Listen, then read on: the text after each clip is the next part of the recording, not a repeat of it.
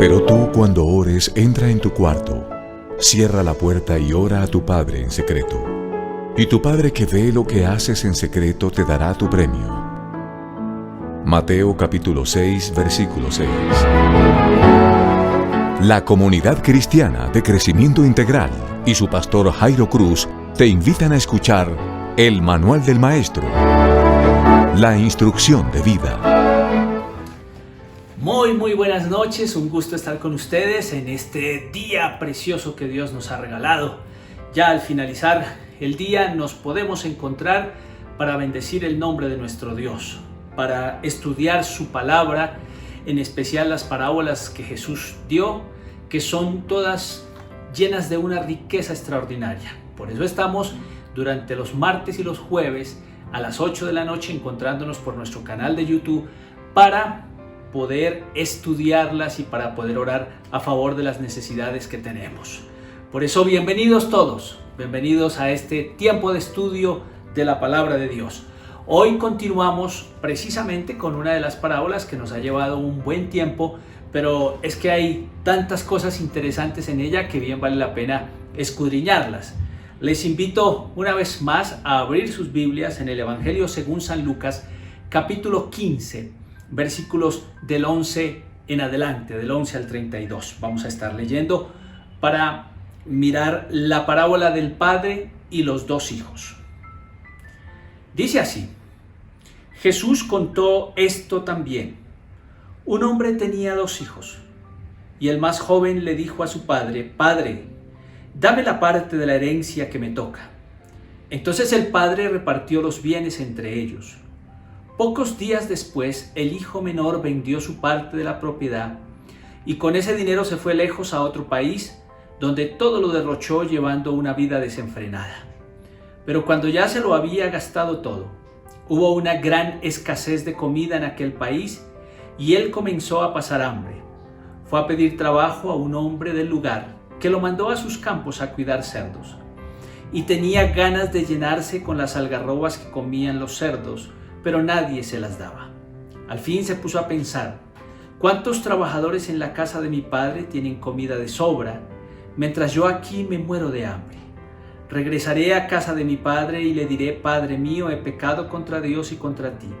Ya no merezco llamarme tu hijo. Trátame como a uno de tus trabajadores.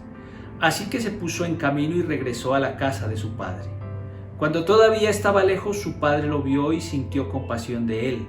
Corrió a su encuentro y lo recibió con abrazos y besos. El hijo le dijo: Padre mío, he pecado contra Dios y contra ti. Ya no merezco llamarme tu hijo.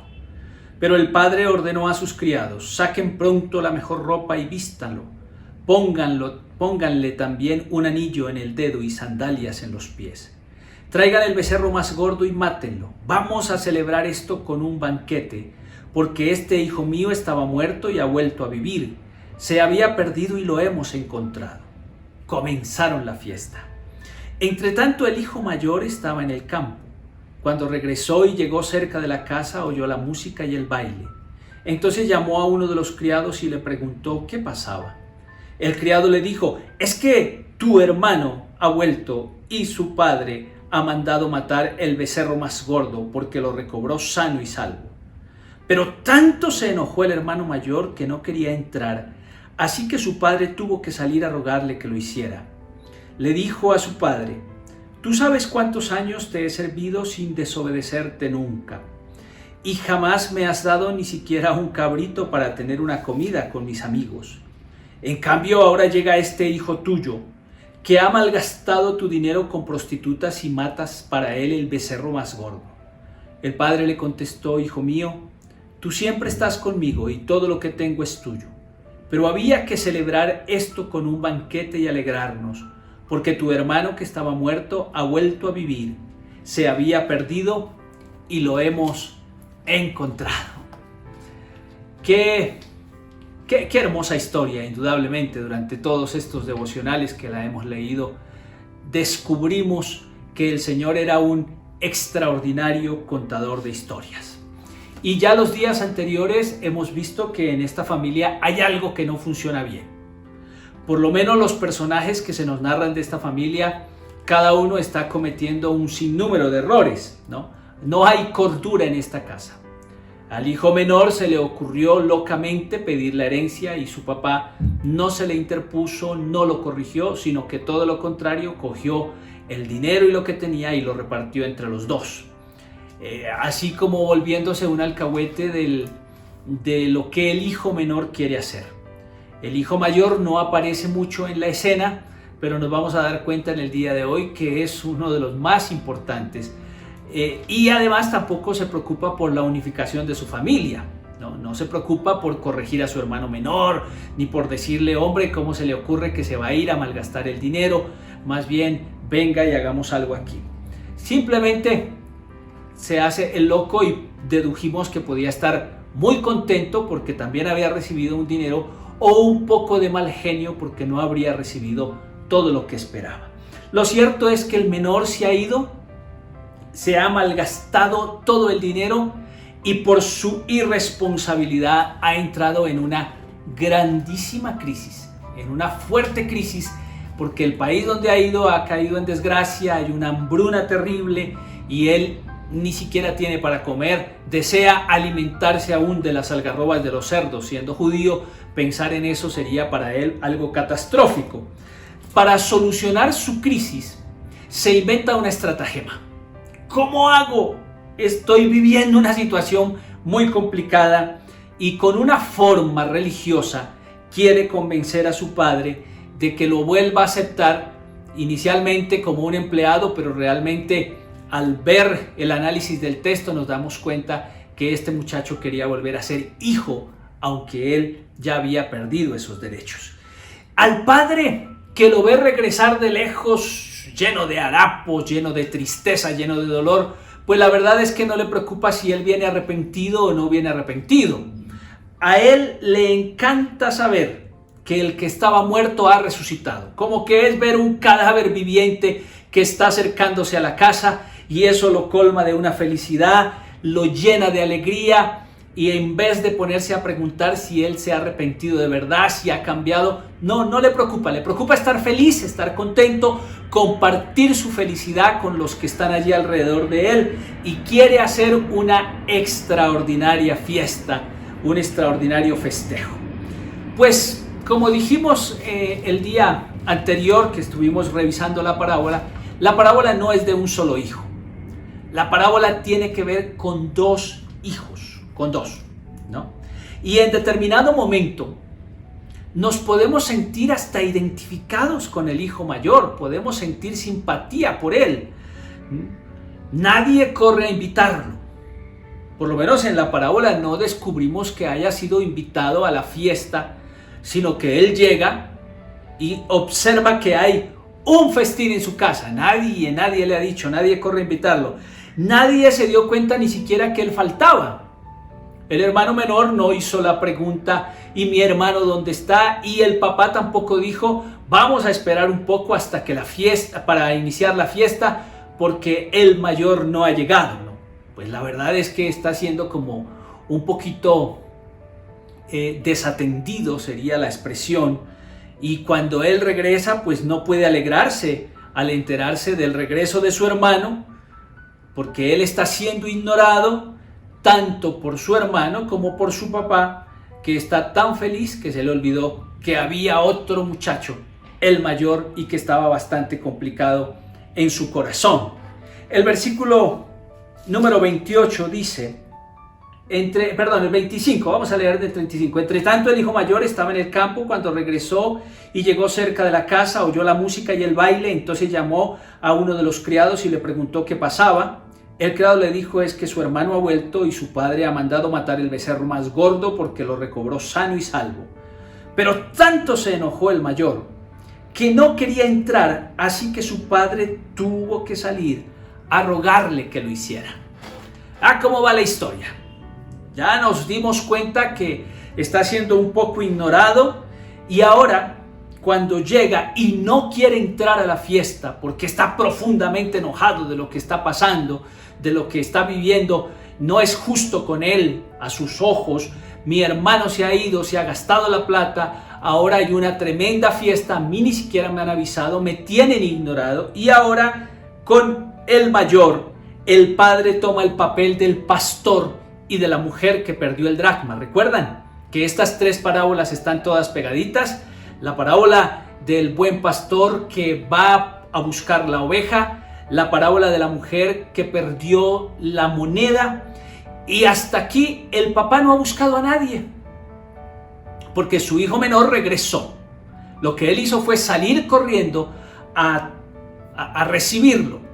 Pero ahora, en medio de la fiesta, el padre tiene que salir porque uno de sus hijos está perdido y no quiere entrar. Y ese es el mayor. Es interesante, ¿verdad? El mayor está bastante enojado y el padre necesita que él retorne a casa para completar la familia. Ahora se da cuenta que hay alguien que está faltando.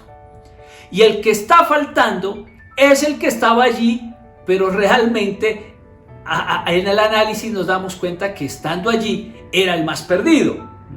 A diferencia de la oveja y la moneda, el hijo mayor tiene memoria. El hijo mayor tiene necesidades emocionales y entonces nos refleja en su reacción lo que está pasando al interior de su corazón. La oveja no dijo nada, ni se alegró porque el pastor la hubiera ido a buscar. La moneda tampoco podía decir nada. Pero este joven, a diferencia de las otras dos parábolas, sí tiene algo en su corazón. Y hasta aquí el papá no se había dado cuenta que definitivamente el mayor era el que de verdad estaba perdido y no tanto el menor. Cuando el papá lo percibe, porque al fin logra percibirlo, lo que hace es lo mismo que hace la mujer y que hace el pastor. Hay que salir a buscar lo que está perdido. Hay que tratar de completar lo que se nos ha descompletado. Al pastor se le descompletaron 100 ovejas, le falta una. A la mujer se le descompletó de las 10 monedas una, le quedan 9. Entonces hay que buscar al papá que tenía 2 hijos, se le ha perdido el mayor, hay que salir a buscarlo. Y aunque suplicar, porque el texto bíblico dice que al encontrarlo, mire, versículo 29 le dice, tú sabes cuántos años te he servido. Él está supremamente enojado.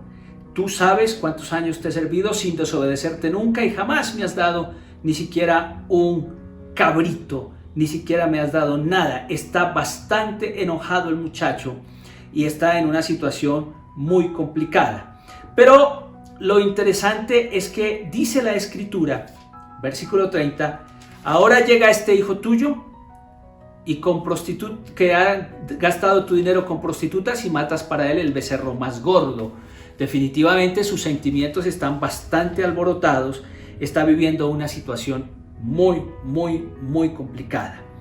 Y en el versículo 29 hay un detalle que me parece muy interesante y es que él está diciéndole al papá que él se ha comportado extremadamente bien. Pero se ha comportado extremadamente bien porque su fidelidad, que el papá ha pasado por alto y que ha preferido al que ha llegado tarde, está basada en la ley y no en el amor.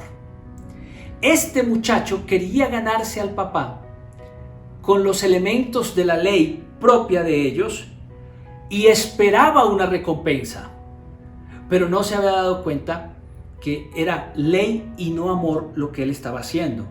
Para retornarlo a la familia, el padre no usa de autoridad que hubiese podido utilizarla. Los padres de esa época eran muy respetados por los hijos y por la sociedad, entonces hubiese podido usar de autoridad ordenándole que entre, sino que su papá le suplica y lo consuela, ¿no?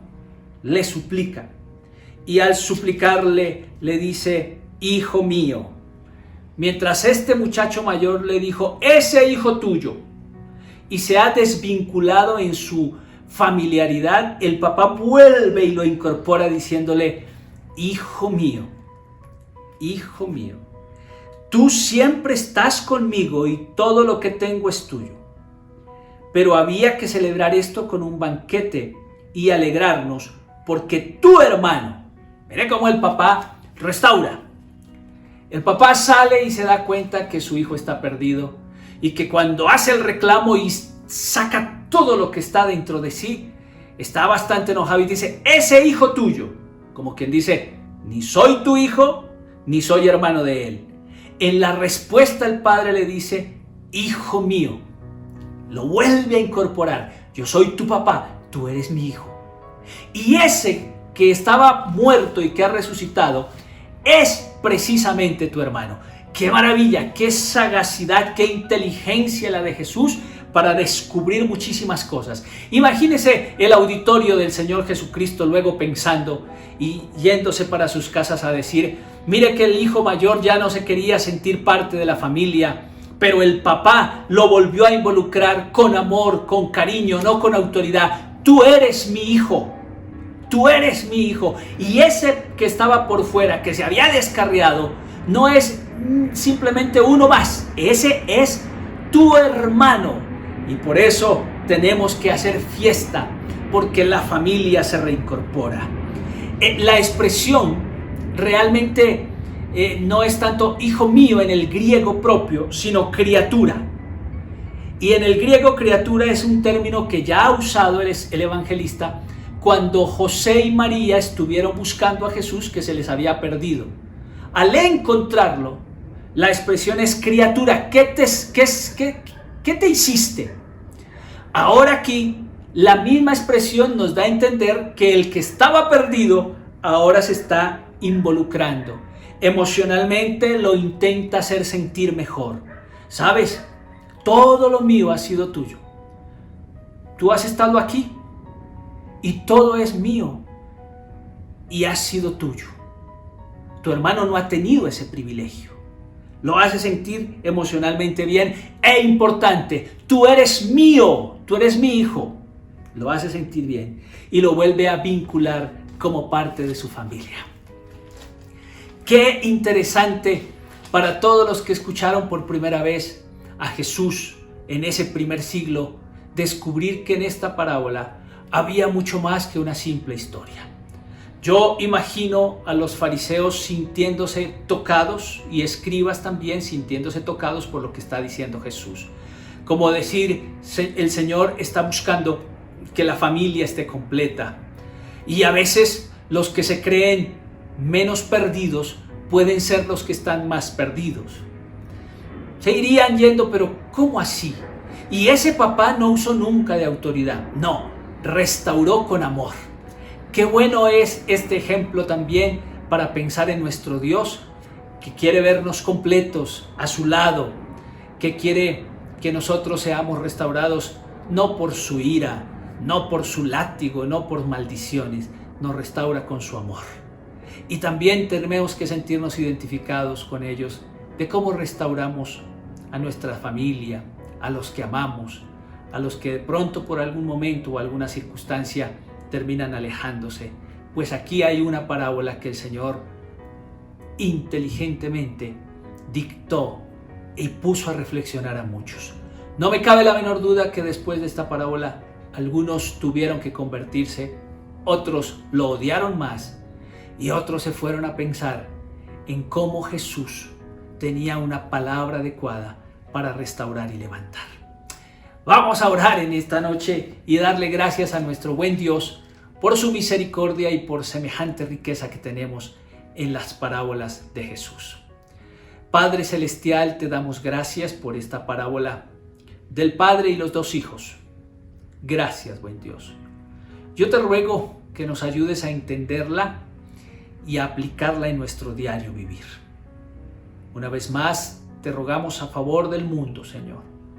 Estamos bordeando más de los 36,000 fallecidos en Colombia por causa del COVID-19. Por eso, humildemente rogamos que nos ayudes. En el mundo entero hay rebrotes del COVID-19, Señor. En España, en Inglaterra, en diferentes partes. Oramos por el mundo, Dios, para que podamos tener momentos mejores a los que estamos viviendo. Necesitamos tu auxilio, tu ayuda, tu misericordia, buen Dios, por favor. Y oro por cada familia, cada persona que nos sigue en estos tiempos de devocionales, para que le bendigas, para que le ayudes y les acompañes en su lucha diaria. En tu nombre, Padre. Amén y amén. Muy bien, muchas gracias. Nos vemos entonces el próximo jueves a las 8 de la noche, confiando en Dios, para seguir viendo las parábolas que el Señor dio, que recordemos, nunca dejaban a nadie sin una reacción. O se convertían, o se iban con mal genio, o se iban a reflexionar sobre lo que Jesús había dicho. Son una riqueza extraordinaria. Nos vemos entonces el próximo jueves en este tiempo devocional. No se olviden de lo que dijo Pablo: nada ni nadie nos puede separar del amor de Dios, que es en Cristo Jesús, Señor nuestro. Chao, chao. El Manual del Maestro. La instrucción de vida.